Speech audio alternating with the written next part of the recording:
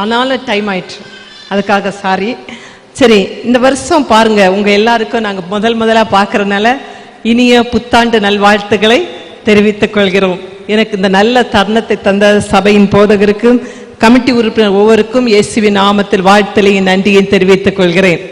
பாருங்க, உங்களுக்கு கொடுக்கப்பட்ட வாக்குத்தத்த வசனம் உபாகமம் 10ஆம் அதிகாரம் 17-18. எனக்கு ஒரு டவுட் இருந்துட்டு, இந்த உங்களுக்கு தமிழ் தெரியும் தானே? உபாகமம் 10:17-18 வாசிங்க.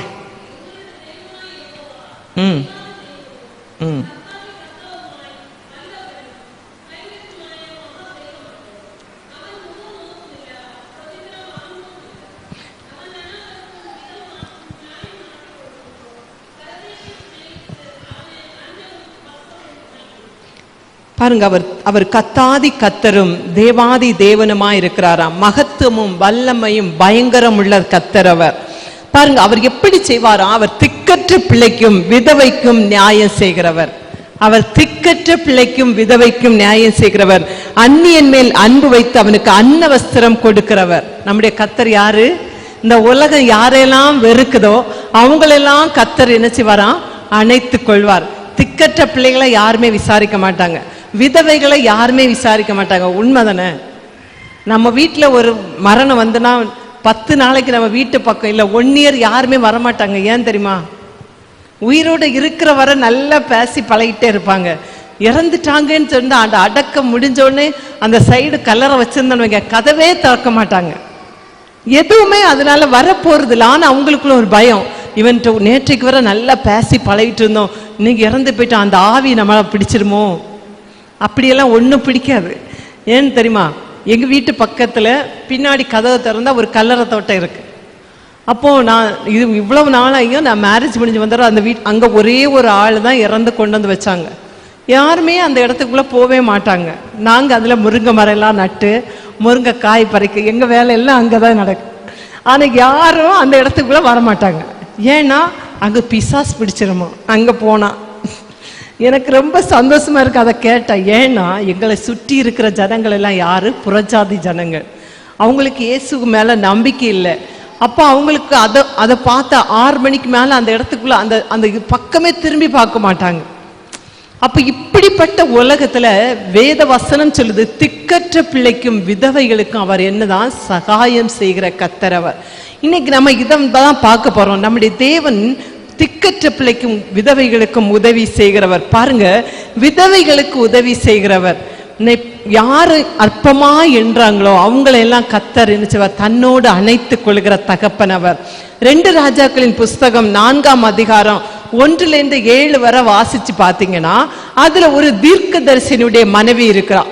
அந்த தீர்க்கதரிசியினுடைய மனைவி பாருங்க, தன்னுடைய கணவர் என்ன செய்தார்? கடன் வாங்கி மரித்து போனார். ஆனா அவர் மரித்து போனவன், கடன் கொடுத்தவன் உடனே என்ன செய்தான்? அவளுக்கு இருக்கிற 2 பிள்ளைகளை அடிமையா எடுத்துக்கொள்ள பார்த்தான். அப்ப இவளுக்கு ரொம்ப வருத்தம். தன்னுடைய கணவன் ஒரு ஊழியம் செய்தான், ஆனாலும் இப்படி கடன் வாங்கி அவர் மறிச்சிட்டாரு, இப்ப என் பிள்ளைகளை அடிமையா எடுத்துக்கொள்ள போறாங்களேன்னு சொன்ன ஒரு ஊழியக்காரர் வரும்போது அவர்கிட்ட சொல்றா. உடனே அவர் சொல்றாரு, உன்னிடத்துல என்ன இருக்கு? உன்னிடத்துல என்ன இருக்கு? உடனே அவர் சொல்ற, என்னிடத்துல ஒரு குடம் எண்ணெய் தவிர வேற எதுவுமே இல்லை.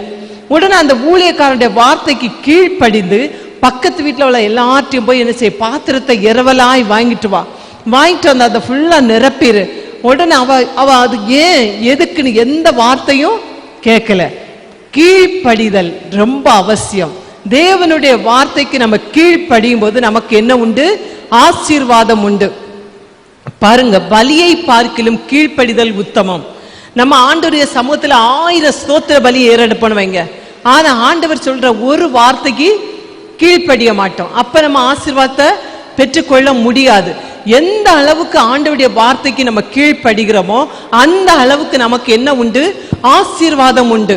பாருங்க, இந்த விதவை என்ன செய்தா? அவர் சொல்றாரு, நீ எல்லாத்தையும் போய் பாத்திரத்தை எல்லாம் வாங்கிட்டு வந்துட்டு உன் வீட்டுக்குள்ள போய் கதவை சாத்தி அந்த எண்ணெய் என்ன செய்? ஒவ்வொரு பாத்திரமா வார்த்துக்க.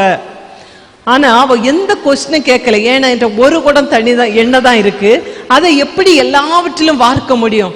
அந்த வார்த்தையில அற்புதம் நடக்கும்னு அவ விசுவாசிச்சா.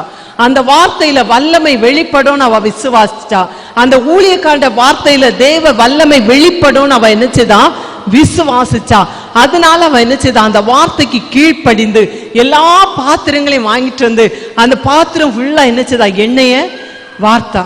கடைசி பாத்திரம் வர எல்லாம் விட்ட உடனே எல்லா பாத்திரமும் இவ்வளவுதானான்னு சொன்ன என்ன செய்து காலி ஆயிடுச்சு. அந்த அந்த ஆலோசனையின் படி அவ கீழ்ப்படிந்ததுனால அவளுடைய கடன் எல்லாம் அடைக்கப்பட்டு அவ மீதி இருக்கிற நாட்கள் அவளுக்கு செலவுக்கு போஜனம் பண்ணுவதற்கு ஏதுவாய் கர்த்தர் அவளை என்ன செய்தார்? ஆசீர்வதித்தார். இந்த வருஷம் நம்ம எல்லாரும் ஒரு தீர்மானம் எடுக்கணும். இந்த வருஷம் கர்த்தர் என்னோடு எதை பேசுகிறாரோ அந்த வார்த்தைக்கு நான் கீழ்ப்படிவேன். ஏன் நம்ம ஆசீர்வாதத்தை பெற்றுக்கொள்ள முடியலன்னா நம்முடைய கீழ்ப்படியாம. நம்ம கணவருக்கு நம்ம கீழ்ப்படுகிறோமான்னு பாருங்க. நம்ம வீட்டில் இருக்கிற பெரியவங்க சொல்ற வார்த்தைக்கு நம்ம கீழ்ப்படுகிறோமான்னு பாருங்க. தேவ சமூகத்துல வரும் பொழுது தேவ மனுஷனுடைய வாயிலிருந்து வருகிற வார்த்தைக்கு நம்ம கீழ்ப்படுகிறோமான்னு பாருங்க. ரொம்ப முக்கியமான காரியம் கீழ்ப்படிதல். கீழ்ப்படிந்து அதை செய்தாள், கர்த்தர் அவளை ஆசீர்வதித்தாள். அப்ப மற்றவங்க அற்பமா எண்ணினாலும் தேவ வார்த்தைக்கு நம்ம கீழ்ப்படியும் போது நமக்கு என்ன உண்டு? ஆசீர்வாதம் உண்டு. அதனாலதான் இந்த விதவை என்ன செய்யப்பட்டது? இந்த வேதாகமத்தில் அவளுக்கு ஒரு இடம் கொடுக்கப்பட காரணம் அவ கீழ்ப்படிந்ததுனால ஆசீர்வாதத்தை பெற்றுக்கொண்டாள். இன்னைக்கு நம்ம யோசிச்சு பாருங்க. கடந்த வருஷத்துல எனக்கு ஆசீர்வாதம் வந்துடும் நம்ம ரொம்ப எதிர்பார்த்தோம்.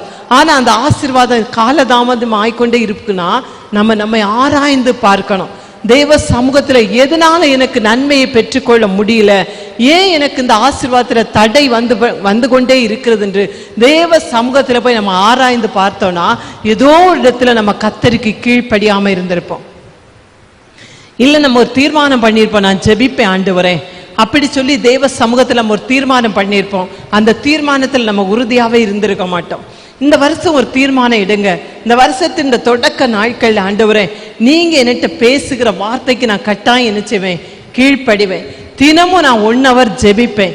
நான் தினமும் என்னுடைய உம்முடைய சமூகத்துல வந்து அமர்ந்திருப்பேன். உம்முடைய சத்தத்தை கேட்க என் செவிகளை என்ன செய்யுங்க? திறந்து கொள்ளுங்க ஆண்டவரே. அப்படி நம்ம ஆண்டவர்கிட்ட கேட்கணும்.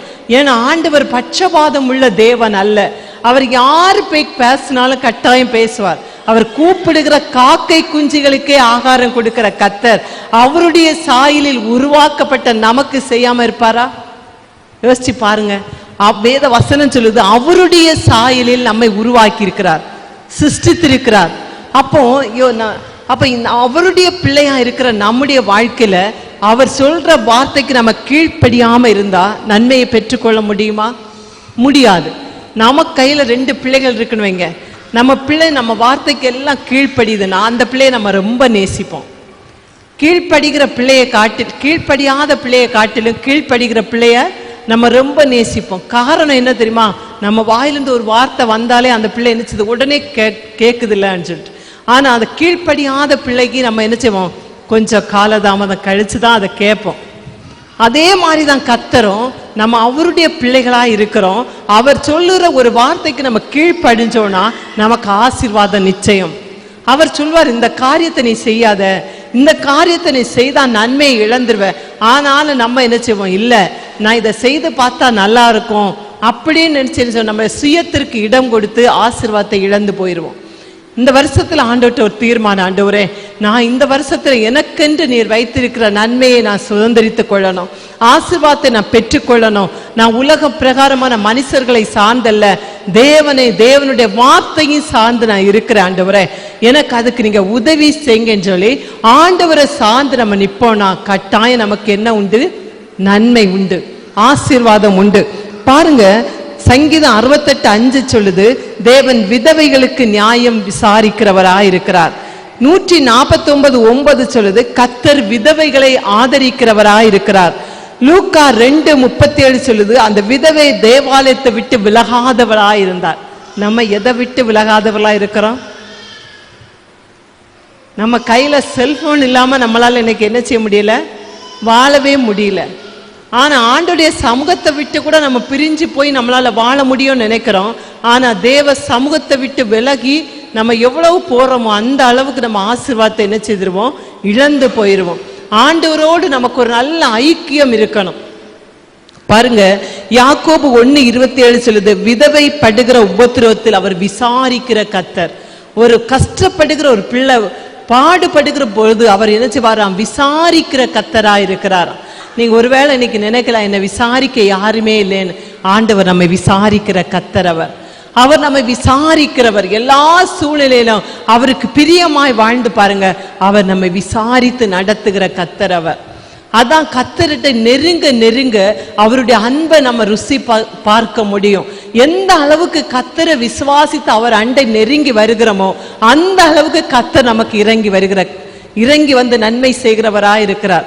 பாருங்க, நமக்கு இன்னைக்கு ஒரு கஷ்டம் வந்தோன்னு நம்ம யாரை தேடி போறோம்? உலக நண்பர்களை, உலக மனிதர்களை தேடி போறோம்.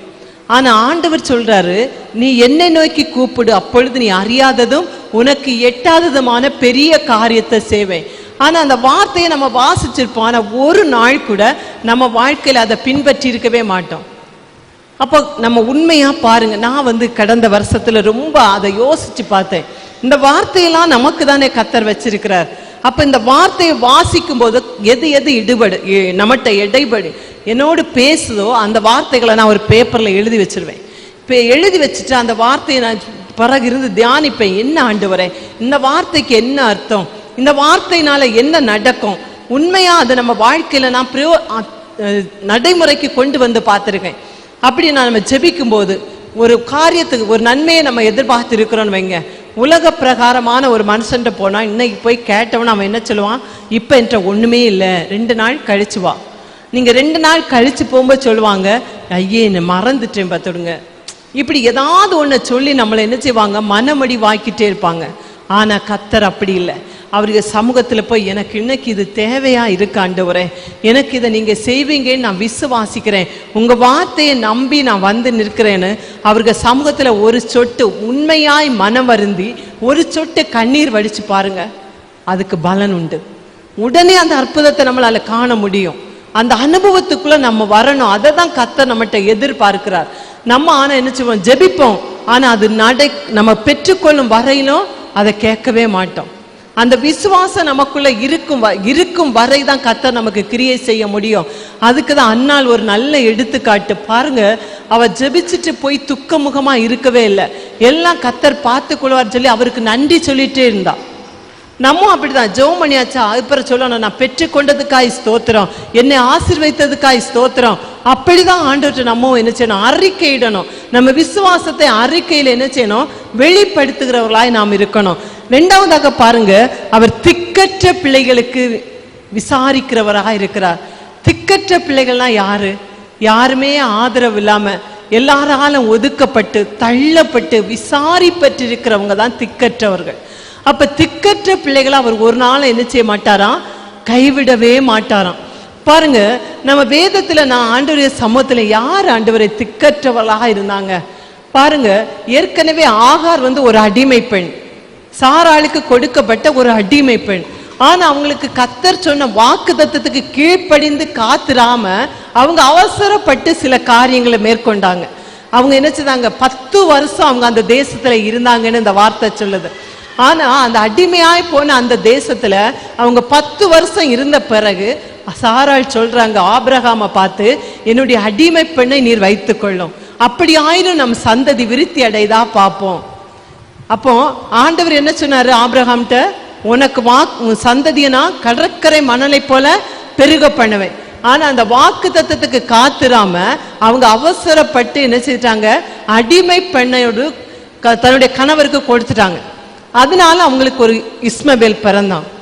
ஆனா இஸ்மவேல் பிறந்து கொஞ்ச நாள் கழிஞ்ச உடனே சாராள் கர்ப்பவதியாக கர்த்தர் கிருபை செய்தார். பிறந்து ஈசாக் பிறந்த உடனே சாராளை அந்த ஆகார என்ன செஞ்சாங்க? வீட்டை விட்டு தள்ளி விட்டுட்டாங்க. இந்த அடிமை பெண்ணும் அவளுடைய மகனும் இங்க இருக்க கூடாது. பாருங்க, ஆகார் 21 21 அதிகாரம் நீங்க 10-20 வரை வாசிச்சீங்கன்னா இது இருக்கு. அதுல சொல்றாங்க, உடனே அடுத்த நாள் காலையில எழும்பின உடனே ஆபிரகாம் தன்னுடைய மனைவி ஆகிய ஆகாருக்கு என்ன செய்தாரு? ஒரு தண்ணி தேவையான உணவெல்லாம் கொடுத்து அவங்கள அனுப்பி விட்டுட்டாங்க. நீ எங்க போவேன்னு எனக்கு தெரியாது, எங்க வருவேன்னு எனக்கு தெரியாது, ஆனா இந்த வீட்டுல உனக்கு இடம் இல்லை. ஒரு திக்கற்று தனிமைப்படுத்தப்பட்டு எல்லாராலும் ஒதுக்கப்பட்டு போற ஒரு சூழ்நிலை. ஆனா ஆகார் அலைந்து பேர்சபா வனாந்தரத்துல போய் தன்னுடைய துருத்தில் இருந்த தண்ணியெல்லாம் வற்றி தீந்து போச்சு. அப்ப பிள்ளை அழுது தாகத்துல என்ன செய்வதென்று தெரியாதபடி அப்பதான் அது வரையில ஆகார் கர்த்தரை நோக்கி என்ன செய்யல, முறையிடவே இல்லை. அந்த சமயத்துல தன்னுடைய பிள்ளை சாகிறத நான் பார்க்க கூடாது என்று அங்க இங்க அலைஞ்சு பாக்குறாங்க. ஆனா எந்த சூழ்நிலையும் அவளால் ஒரு நீரூற்ற காண முடியல. அப்ப பார்த்து அவ அழுறான், ஆண்டவரே நான் என்ன செய்யன்னு அழும் பொழுதுதான் கர்த்தர் அவளுடைய கண்களை திறந்தார். பாருங்க, நம்முடைய வாழ்க்கையிலும் அப்படிதான். சில சூழ்நிலையில நம்முடைய கணவர் நம்மகிட்ட அன்பா இருந்தா நம்ம கர்த்தரை அதிகமா நேசிக்க மாட்டோம். நம்முடைய பிள்ளைகள் நம்ம ரொம்ப நேசிச்சா நம்ம கர்த்தரை ரொம்ப நேசிக்க மாட்டோம். ஏன் தெரியுமா? இந்த பாசம் நமக்கு ரொம்ப முக்கியம்னு நினைப்போம். ஆனா உண்மையாய் நம்ம கர்த்தர்ட்ட அதிக நேரம் ஜெபிக்கிறவளா இருந்தா கர்த்தர் நம்மகிட்ட என்ன சொல்வார் தெரியுமா? இந்த உலகத்தில் உள்ள எல்லாவற்றை காட்டிலும் கர்த்தர் மேல அதிகமாய் யார் பிரியமா இருக்கிறாங்களோ அவங்கள தான் கர்த்தர் ஆசீர்வதிப்பார். நமக்கு குடும்பம் முக்கியம், பிள்ளைகள் முக்கியம், நம்ம செய்கிற வேலை நமக்கு முக்கியம், பணம் முக்கியம், அந்தஸ்து முக்கியம், எல்லாம் முக்கியம். ஆனா அதை காட்டிலும் கர்த்தர் ரொம்ப முக்கியம். அல்லேலூயா! எல்லாவற்றை காட்டிலும் கர்த்தர் நமக்கு ரொம்ப முக்கியம். இந்த வருஷம் நியூ இயருக்கு நான் ஒரு சர்ச்சில் மெசேஜ் கொடுக்க போயிருந்தேன். அந்த சர்ச்சில் நான் சொன்ன ஒரு வார்த்தை, இன்னைக்கு உலகத்துல யாரையெல்லாமோ லவ் பண்றாங்க, கர்த்தரை லவ் பண்றீங்களா? ஜீசஸை லவ் பண்றீங்களா? அப்படி லவ் பண்ணி பாருங்க, இந்த உலகம் தராத சமாதானத்தை அவர் நமக்கு தருவார். இந்த உலகம் தராத எல்லாவற்றையும் அவர் நமக்கு தருவார். ஏன் நம்ம அதை இன்னும் பெற்றுக்கொள்ள முடியலன்னா, அவர் விரும்புற அளவுக்கு நம்ம அவரை லவ் பண்ணல, அந்த அளவுக்கு நம்ம அவரை நேசிக்கல, அந்த அளவுக்கு நம்ம அவரை விரும்பல. நீங்க யோசிச்சு பாருங்க, இந்த சபையில இவ்வளவுதான் ஆத்மா உண்டா? ஒருவேளை இன்னைக்கு ஸ்கூல் ஒர்க்கிங் டேன்னு வைங்க, ஆனா நினைச்சிருந்தா இந்த வருஷத்தின் முதல் உபவாச நாள் நம்ம தேவ சமூகத்துல போனோம்னு நினைச்சிருந்தா நம்ம கட்டாயம் என்ன செய்ய முடியும்? வர முடியும். எந்த சூழ்நிலையும் தாண்டி நம்மளால வர முடியும். நம்ம இன்னைக்கு எதை நேசிக்கிறோம் அதிகமா? நம்ம பார்க்குற வேலையை, நம்ம போற இடத்தை. இன்னைக்கு அநேகர் வீட்டில் கூட இருக்கிறாங்க. நாங்க வர வழியிலெல்லாம் பார்த்துட்டே தான் வந்தோம். வீட்டில இருந்து அரட்டை அடிக்கிறாங்க வாலிப பிள்ளைகள் எல்லாம், ரோட் சைட்ல நின்று விளையாடிட்டே நிற்கிறாங்க. அப்போ இன்னைக்கு கர்த்தருக்கு கொடுக்கிற மகிமை, கர்த்தருக்கு கொடுக்கிற இடத்தையெல்லாம் மறந்துட்டாங்க. ஏன்னா நல்லா அந்த ஒரு நாட்கள்ல நம்ம கஷ்டப்பட்டுட்டு இருந்தோம், அன்னைக்கு நம்ம விசாரிக்க யாரும் இல்லை. இன்னைக்கு ஒரு அளவுக்கு கர்த்தரை அறிந்தோம், ஆண்டவர் நம்மளை ஆசீர்வதித்தார், ஒரு அளவுக்கு நம்மளை மேன்மையாய் வைத்தார். இப்ப நமக்கும் கர்த்தருக்குள்ள உறவுல என்ன வந்து விட்டது? விரிசல் வந்து விட்டது. ஆனா அந்த ஆகார் பாருங்க, ஒரு அடிமை பெண்ணாதான் அந்த எஜமானுடைய வீட்டுக்குள்ள இருந்தா. அவளுக்கு ஒரு நல்ல வாழ்க்கையை கர்த்தர் கொடுத்தார். வாழ்க்கையை கொடுத்த உடனே கொடுத்த ஆட்களை அவ என்ன செய்ய தொடங்கிட்டா? நிந்திக்க தொடங்கி விட்டாள், அவமானப்படுத்த தொடங்கி விட்டாள். அதனாலதான் அவ அந்த வாழ்க்கையை இழக்க வேண்டிய சூழ்நிலை வந்தது. கர்த்தர் நம்ம எந்த அளவுக்கு உயர்த்தினாலும், எந்த இடத்தை வீட்டிலிருந்து வந்தோமோ அந்த இடத்தை நம்ம என்ன செய்யக்கூடாது? மறக்கவே கூடாது. எந்த அளவுக்கு நம்ம உயரமா வச்சிருந்தாலும் நம்ம என்ன ஒரு காரியம் என்னன்னா, நம்ம நிறைய பேருக்கு கிறிஸ்துமஸ் டைம்ல உதவி செய்வோம்ல, உதவி அது உங்களுக்கு அந்த பழக்கம் இருக்கான்னு எனக்கு தெரியல. உதவி செய்யணும். ஆண்டவர் இந்த உலகத்துக்கு வந்ததை எதுக்கு தான்? எதுக்கு வந்தாரு? புரியலையா? ஆண்டவர் எதுக்கு வந்தாரு? கிறிஸ்துமஸ் கொண்டாடினீங்களா? கொண்டாடினாங்களா? நீங்க கொண்டாடல. இயேசு எதுக்கு வந்தாரு?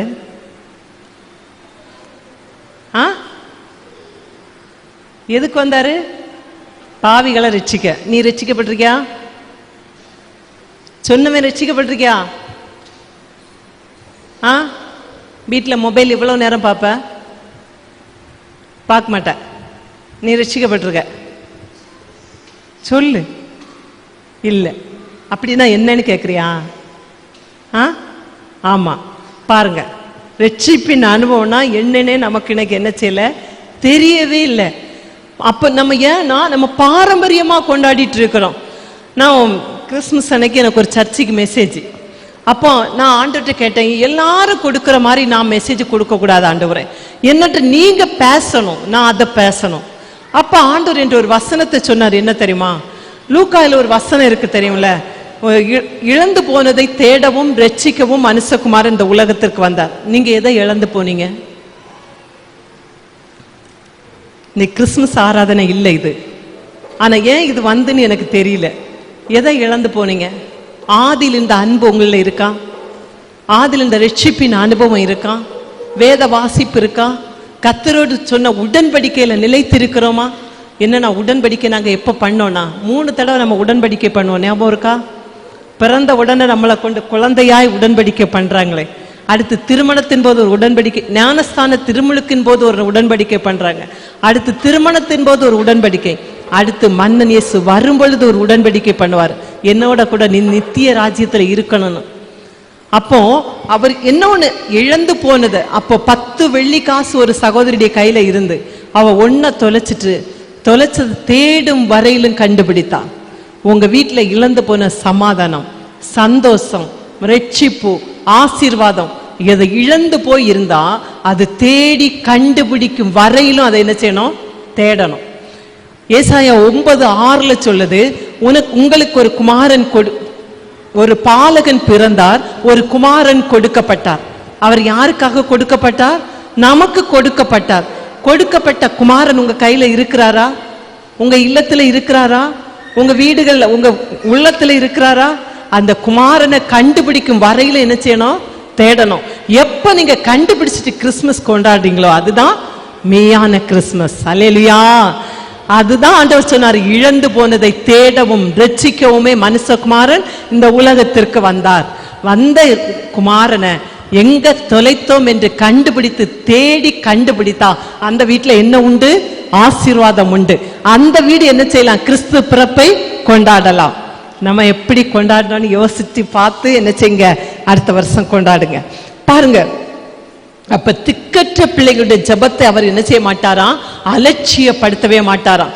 ஆகார் வனாந்தரத்தில் சத்தம் போட்டு அழுத உடனே அந்த ஜபத்திற்கு பதில் கொடுக்கும் விதமாய் கர்த்தர் தூதனை அனுப்பினார். உடனே அவளுடைய கண்களை திறந்தார். அவளுடைய கண்ணுக்கு எதிரே நீருற்றி இருப்பதை காண கர்த்தர் அவளுக்கு கிருபை செய்தார். இன்னைக்கு நம்முடைய கண்களுக்கு முன்பாக தான் ஆசீர்வாதம் எல்லாம் இருக்கு. அவர் நமக்கு உண்டு பண்ணி வைத்திருக்கிற எல்லா நன்மைகளும் நம்ம கண்களுக்கு முன்பா இருக்கு. அதை ஏன் நம்ம கண்டுகொள்ள முடியலன்னா நம்முடைய கண்கள் திறக்கப்படல. நம்முடைய கண்கள் எப்ப திறக்கப்படனா அவரை நோக்கி பார்க்கும் போது நம்முடைய கண்கள் திறக்கப்படும். இப்ப நம்ம கண்கள் எப்படி? ஆவிக்குரிய கண்கள் திறக்கப்படல, உலக பிரகாரமான கண்கள், இச்சையின் கண்கள், விபசார சிந்தை நிறைந்த கண்கள், காணுகிறதெல்லாம் வஞ்சிக்கணும்னு எதிர்பார்க்கிற கண்கள் இன்னைக்கு திறந்திருக்கு. அதனால கர்த்தர் வைத்திருக்கிற நீரூற்றை நம்மால் இன்னைக்கு என்ன செய்ய முடியல? பார்க்க முடியல. கர்த்தர் எதிர்பார்க்கிற ஆசீர்வாதத்தை நாம் பெற்றுக்கொள்ள வேண்டுமானால் நம்முடைய ஆவிக்குரிய கண்கள் திறக்க வேண்டும். ஆவிக்குரிய கண்கள் எப்பொழுது திறக்குமோ அப்பொழுது கர்த்தர் நமக்கென்று உண்டு பண்ணி வைத்திருக்கிற நீரூற்றை நாம் கண்டுகொள்ள முடியும். அல்லேலூயா. அப்படிதான் இந்த திக்கற்ற பிள்ளையை கர்த்தர் என்ன செய்தாரு? ஆதரித்து அவளோடு வாக்கு பண்ணினார். உன் பிள்ளையை நான் என்ன செய்வேன்? ஒரு பெரிய சுதந்திரமாய் மாற்றுவேன். நம்ம குடும்பத்துல ஒருவேளை நினைக்கிற எல்லாராலும் நம்ம அற்பமாய் எண்ணப்பட்டிருக்கலாம், ஒதுக்கப்பட்டிருக்கலாம், நிந்திக்கப்பட்டிருக்கலாம். ஆனா ஆண்டவர் நம்ம என்ன செய்யணும்? ஆண்டுடைய சமூகத்துல அவரை மட்டும் பிடிச்சுக்கொள்ளுங்க. நான் ஊழியத்துக்கு வந்த முதல் புதுசுல எங்க வீட்டுல என் கூட பிறந்த சொந்தங்களே என்னெல்லாம் பேசினாங்க தெரியுமா? அப்படி அற்பமா பேசினாங்க. உனக்கு வேற வேலையே இல்லையா? இவ்வளவு படிச்சிருக்கலாம், வேலைக்கு போலாம் இல்ல, எதுக்கு ஊழியத்துக்கு போற? ஏன் போற? உண்மையாவே நான் ஊழியத்துக்கு வந்தது, நான் ஊழியத்துக்கு எப்படி வந்தேன்னு எனக்கே தெரியாது. நான் ஆண்டவரை அறிஞ்ச ஒரு குடும்பத்துல பிறந்து வளர்ந்திருந்தாலும் எனக்கும் கிறிஸ்துவுக்கும் எந்த சம்மந்தமும் இல்லை. நான் படிச்சதெல்லாம் ஒரு ரோமன் கேத்தலிக் ஸ்கூல்ல. அங்க போனா நயந்து வந்தாலே அங்க ஃபுல்லா நைட் ஸ்டடி. சண்டே ஆனாலும் சர்ச்சில் தான் இருக்கணும். அப்போ சண்டேஸ் கிளாஸ் போறது இல்லை. அப்படி ஏதோ ஒரு இதுல என் வாழ்க்கை போயிட்டு இருந்து. ஆனா ஒரு நாள் என்னை கர்த்தர் என்னோடு இடைபட ஆரம்பிச்சார். ஒரு நாள் எங்க அப்பாவோட அக்கா வீட்டுக்கு நாங்க போனோம். அவங்க வீட்டுல ஒரு ஊழியக்காரர் வந்திருந்தார். அவர் பேசின சில வார்த்தைகள் என்ன ரொம்ப பாதிச்சு. அவர் என்ற முதல் கேட்ட வார்த்தை, நீ இன்னைக்கு மறிச்சா எங்க போவ? அப்பதான் நான் யோசிக்கவே தொடங்கினேன். இன்னைக்கு நான் மறிச்சு போனேன், நான் எங்க போவேன்? நான் உண்மையா ஊழியம் செய்வேன் நான் கனவுல கூட நினைச்சதே இல்லை. அன்னைக்கு நான் என்ன ஆண்டவருக்கு என்ன ஒப்பு கொடுத்தேன். ஆண்டவருடைய சமூகத்துல ஜெபிக்க ஆரம்பிச்சேன். உலகத்தின் காரியங்களுக்கு விலக்கி என்ன காத்துக்கொள்ள ஆரம்பிச்சேன். கத்தர் எனக்கு திருமணமாகும் முன்னே நான் கத்தரோடு நல்ல ஒரு உடன்படிக்கையில இருந்தேன். ரட்சிக்கப்பட்டு அபிஷேகம் பெற்று கத்தருடைய பிள்ளையா இருந்தேன். அதே மாதிரி எங்களுக்கு திருமணம் முடிஞ்சு இங்க வந்து நான் ஒருவேளை உங்க மத்தியில் இதை சொன்னேனான்னு எனக்கு தெரியல. திருமணம் முடிஞ்சு கரெக்டா 40வது நாள் எனக்கு ஒரு சொல்லிட்டேன், அப்படிதானே சொன்னா, ஒரு குக்கர் அப்படின்னா சாம்பார் வைக்கணும். அடுத்த நாள் சண்டே எங்க மாமா சொல்லிட்டு போறாங்க, நீங்க 2 பேரும் நாளைக்கு இவங்க மாமி வீட்டுக்கு விருந்துக்கு போனோம். அப்ப நாங்க காலையிலே சீக்கிரமா போனோம். அதனால நீ என்ன சரி சாம்பார் வச்சிரு சரின்னு சொல்லிட்டு சாம்பார் காய் எல்லாம் போட்டு குக்கர்ல வச்சுட்டு நான் என்ன செஞ்சுட்டு இருந்தேன் தெரியுமா? இவங்க கூட சேர்ந்து சினிமா பார்த்துட்டு இருந்தேன். டிவியில வீட்டில் சினிமா பார்த்துட்டு இருந்தேன். 6 மணிக்கு போய் குக்கரை ஆஃப் பண்ணிட்டு 6:30க்கு போய் குக்கரை ஸ்டவ்வை ஆஃப் பண்ணிட்டு 6:30க்கு போய் குக்கரை ஓப்பன் பண்ணேன். விசில் வெயிட்டை எடுத்து விடாமலே நினைச்சதே ஓப்பன் பண்ணேன்.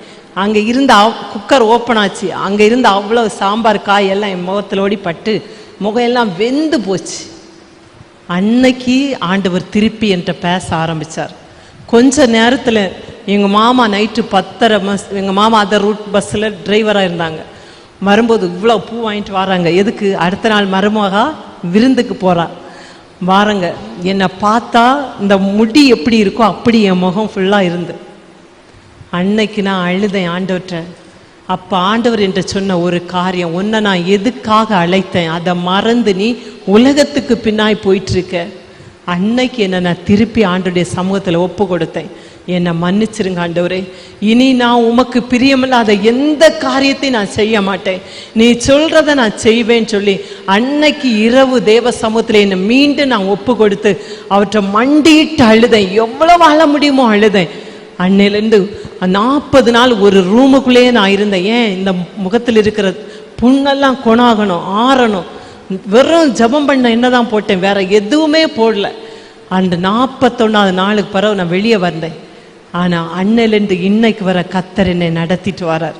எனக்கு 2 பிள்ளைகளை தந்து பிள்ளைகளை நல்லா படிக்க வச்சு எனக்கு நல்ல ஊழிய பாதையில் நான் நினைச்சாத இடம் திருநெல்வேலி, பெங்களூர், எங்கே போகிறோன்னே எனக்கு தெரியாது. கத்தர் எங்களை எங்கே கூட்டிகிட்டு போகிறாரு அந்த இடத்துக்கு நாங்கள் போகிறோம். ஆனால் என்ன கத்தர் பேச வைக்கிறாரு அந்த வார்த்தைகளை பேசுகிறேன். என்கிட்ட ஒன்றுமே இல்லை, எதுவுமே எனக்கு தெரியாது. ஒரே ஒரு காரியம் தான் செய்வேன், நீங்கள் பேசுங்க. என்ன நைட்டு ஃபுல்லாக முழங்காலில் நிற்பேன். அது ஒன்று தான், வேற எதுவுமே எனக்கு தெரியாது. கத்தர் எதை பேசுகிறாரோ அதில் வல்லமை இருக்கும் நான் விசுவாசிப்பேன். கத்தருடைய வல்லமை. ஏன்னா நான் கத்தரை விட்டு விலகி போய் மீண்டும் உருவாக்கப்பட்ட பாத்திரம், நான் உடைக்கப்பட்ட பாத்திரம். நான் உடைஞ்சி போன பிறகு அதை ரொம்ப கஷ்டம் ஆண்டவராண்ட நெருங்கி வருவதற்கு. அவரிடத்துல இருந்து அடி வாங்கிட்டோன்னு வைங்க, அதை திருப்பி புதுப்பிப்பதற்கு ரொம்ப கஷ்டம் பிரியமானவர்களே. அதனால நான் என்னுடைய வாழ்க்கையில அதே மாதிரி நான் கஷ்டப்படுற பிள்ளைகளுக்கு உதவி செய்யறதுல ரொம்ப முன்னே நிற்பேன். ஏன் இது வருதுன்னு எனக்கு தெரியாது. கடந்த நாட்களில் எங்கள் கிட்ஸு ஸ்கூலில் ஒரு பிள்ளையை ஒரு லேடி கொண்டு வந்தாங்க. அவங்க மேரேஜ் முடிஞ்சு மொத்தமே 2.5 வருஷம்தான் ஆயிருந்து. கையில் 1 வயசுல 1.5 வயசுல ஒரு குழந்தை. அந்த குழந்தையோடு அவள் வந்திருந்தா. அவளுக்கு விசாரிக்க யாரும் இல்லை, அவளை நம்பி அவளுக்கு இடம் கொடுக்க யாரும் இல்லை. நான் அவளை ஒரு ஹாஸ்டலில் சேர்த்து விட்டு எங்கள் ஸ்கூலில் அந்த பையனை வச்சு அவளை எப்போ பார்த்தாலும் நச்சரிச்சுட்டே இருப்பா. எனக்கு தொழில தான் செய்தாங்க. அப்போ நான் அவளுக்கு ஒரு வருமானத்துக்கு அவள் கையில் இந்த காசை ஒருத்தங்கள்ட்ட கொடுத்த அந்த வருமானத்தை கொடுத்து வச்சுருந்தேன். நன்மையை தான் செய்தேன், ஆனால் தீமையாக முடிஞ்சு. ஊழிய பாதையில் நம்ம நன்மை செய்தால் நமக்கு தீமை வரும்போதும் அதை சந்தோஷமா ஏற்றுக்கொள்கிற மனநிலை வேணும். ரொம்ப அழுதேன், ரொம்ப உடைக்கப்பட்டேன். என்ன ஆண்டவரே, நன்மை தானே செய்தேன். சில பாதைகளை கத்த நமக்கு கற்றுத்தரும் பொழுது உடைதல் வருவது ரொம்ப அவசியம். அப்படி நமக்கு வந்த அதை மனத்தாழ்மையா ஏற்றுக்கொள்ளுங்க. அடுத்த படிக்கு நம்ம கத்தர் நம்மை அழைத்து செல்கிறார் என்ற அர்த்தம். செய்யணும், யாருக்கு செய்யணும்னு கத்தட்ட கேட்டு செய்யணும். கத்தர் என்று சொன்ன காரியம் அதுதான். யாருக்கு செய்யணும்னு என்று கேட்டியா? கஷ்டம்னு வந்தோன்னு நம்ம போய் செய்கிறோம் இல்லை, யாருக்கு செய்யணும், எங்க போடணும், எந்த நிலத்துல விதைக்கணும், அது ரொம்ப அவசியம் தெரிந்திருப்பது. பாருங்க, இந்த ஆகார் திக்கற்றவளாய் அலைந்து திரிந்தா. கர்த்தர் அவளுடைய கண்களை திறந்து அவளை ஆசீர்வதித்தார். கடைசியா பாருங்க, அந்நியனை உபசரிக்கிற கர்த்தர். ரூத்தின் புஸ்தகம் 2ஆம் அதிகாரம் 10வது வசனம் சொல்லுது, நான் அந்நிய தேசத்தாளா இருக்க நீர் என்னை விசாரிக்கும்படி. பாருங்க, அவ ஒரு அந்நிய தேசத்தால், மோவாபிய ஸ்திரீ. ஆனா அவ இஸ்ரவேல் சந்ததியில வந்து அவளுடைய சந்ததியில இயேசு பிறப்பதற்கு காரணமா இருக்க ஒரே ஒரு காரணம் தான், தன்னுடைய மாமியாரை விட்டு விலகாதபடி, உம்முடைய ஜனம் என்னுடைய ஜனம், உம்முடைய தேவன் என்னுடைய தேவன். அந்த பாருங்க, ஒரு புறஜாதியா இருந்த அந்த ஸ்திரீக்குள்ள இருந்த விசுவாசம் நமக்குள்ளாடி இருக்கா? யோசிச்சு பாருங்க. நம்ம ஒரு நாள்ல புறஜாதியா தான் வாழ்ந்து கொண்டிருந்தோம். ஆனா இயேசு அவருடைய சொந்த இரத்தத்தை சிந்தி நம்மை மீட்டு கொண்டாரே, அந்த மீட்டு கொண்ட அந்த அன்பில விட்டு விலகாதபடி அவருக்குள்ளாய் நாம் நிலைத்திருக்கிறோமா என்று சற்று யோசிச்சு பாருங்க. அது ரொம்ப முக்கியம். ஆண்டுடைய சமூகத்துல அந்நியராய் நாம் இருந்தோம், இன்னைக்கு அவருடைய பிள்ளையாய் மாற்றப்பட்டிருக்கிறோமே. அதனாலதான் ஆண்டவர் அந்த ரூத்துல சொல்ல, உன் செய்கைக்கு தக்க பலன் உண்டு. நீ என்ன செய்கிறையோ அதுக்கு உனக்கு என்ன உண்டு? பலன் உண்டு. இந்த புதிய ஆண்டுல தீர்மானம் எடுங்க, நான் நல்லதா செய்யணும் ஆண்டவரே, நான் சபையில நல்ல ஊழியம் செய்யணும். உங்களுக்கு தந்த சின்ன சின்ன ஊழியத்தை உத்தரவாதத்தோட செய்யுங்க, ஜெபம் பண்ணி செய்யுங்க. ஏனோ தானம் என்று செய்யாதபடி உங்க சபையில் இருக்கிற சண்டே ஸ்கூல் பிள்ளைகளுக்கு சொல்லி கொடுங்க, ஆண்டவரை பற்றி காலையில ஜெபிக்கணும்னு சொல்லி கொடுங்க, வேத வசனத்தை வாசிக்கணும்னு சொல்லி கொடுங்க, பெற்றோருக்கு கீழ்ப்படியணும்னு சொல்லி கொடுங்க. நீங்க அதுக்கு உத்தரவாதம் பண்ணனா கர்த்தர் கிரியை செய்ய ஆரம்பிப்பார். ஏதோ கடமைக்காக வந்து ஊழியம் செய்தா இல்ல, கிரயம் செலுத்தி செய்து பாருங்கள், அறுவடையை காண்போம். அதுதான் ரொம்ப முக்கியம். நான் ஒரு நாள் புறம்பை தான் வாழ்ந்து கொண்டிருந்தோம், கர்த்தர் நம்மை அவருடைய பேழைக்குள்ள அழைத்து கொண்டு வந்தாரே, அதற்கு நாம் பாத்திரவங்களாய் மாற்றப்பட்டது போல இந்த வருஷ இறுதிக்குள்ள சொல்லுங்க, என் குடும்பத்துல ரட்சிக்க கூடாத நபர்களை இந்த பேழைக்குள்ள கொண்டு வர நான் பிரயாசப்படுறேன் ஆண்டவரே. என் குடும்பம் அந்நியராய் அல்ல, கிறிஸ்துவின் பேழைக்குள்ளாய் வருவதற்கு நான் என்னை ஒப்பு கொடுக்கிறேன். நீங்க ஜெபம் பண்ணி பாருங்க, கர்த்தர் உங்க குடும்பத்தை ரட்சிப்புக்குள்ள நடத்த உங்களை ஒரு கருவியாய் பயன்படுத்துவார். கடைசியா பாருங்க, நம்முடைய தேவன் எப்படிப்பட்டவர்? அவர் வல்லமை உள்ள தேவன், அவர் மகிமை நிறைந்த தேவன். பாருங்க, அவர் செங்கடலை 2ஆய் பிளந்தவர், எரிகோவை உடைத்தவர். அப்படிப்பட்ட தேவனை தான் நாம் ஆராதிக்கிறோம். பாருங்க, எது இல்லைன்னு வருத்தமே படாதுங்க. நம்முடைய தேவனை நம்பி அவருடைய சமூகத்துல மண்டிட்டு ஜெபிச்சு பாருங்க, அவரால் செய்யக்கூடாத அதிசயமான காரியம் ஒன்றுமே இல்லை. என் தேவனால் எல்லாம் செய்ய முடியும்னு அறிக்கையிட்டு பெற்றுக்கொள்ளுங்க. மரித்த லாசருவை உயிரோடு எழுப்பின கர்த்தர், அவர் வல்லமை ஒரு நாள் குறிஞ்சி போகவில்லை. அவர் இன்றைக்கும் ஜீவிக்கிற கர்த்தராய் இருக்கிறார். எவ்வளவு குஷ்டரோகிகளை சுகமாக்கினார், குருடருடைய கண்களை திறந்தார், செவிரருடைய செவிகளை திறந்தார், முடவரை நடக்க பண்ணினார். இன்றைக்கு நம்முடைய கண்களுக்கு முன்பு அது நடைபெற்று கொண்டிருக்கிறதே. ஏன் நம்முடைய வாழ்க்கையில் அது நடக்காதா? நடக்கும். அவருடைய வல்லமையை நம்ம விசுவாசிக்கணும். அதை தான் கர்த்தர் நம்மகிட்ட எதிர்பார்க்கிறார். இந்த புதிய ஆண்டுல அப்படிப்பட்ட வல்லமையை என் மூலமாய் பார்க்கணும் ஆண்டவரே. அப்படி சொல்லி தேவ சமூகத்துல ஒப்பு கொடுத்து ஜெபிங்க. ஆண்டவர் நம்ம எந்த இடத்துலையும் திக்கற்றவர்களாய் விடவே மாட்டார். நம்ம விசாரிப்பட்ட சீயோனா விடவே மாட்டார். அவர் விசாரிப்பார், தேடி வந்து நம்ம விசாரிப்பார். அவர் பட்சபாதம் உள்ள தேவன் அல்ல, அவர் மகிமையும் வல்லமையும் நிறைந்த தேவன். நாம் எல்லாரும் இருக்கிற இடத்துல எழும்பி நிற்கலாமா?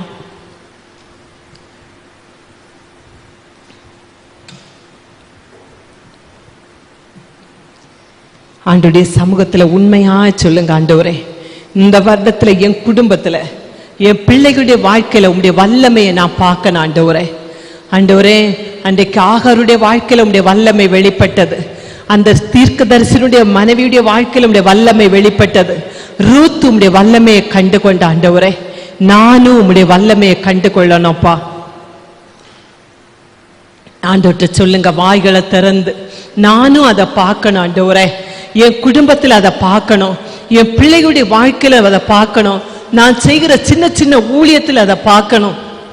அப்படி ஆண்டவருடைய சமூகத்துல உண்மையாய் நம்மளை அர்ப்பணித்து ஜெபிக்கும் போது கர்த்தர் கட்டாய அற்புதத்தை செய்வார்.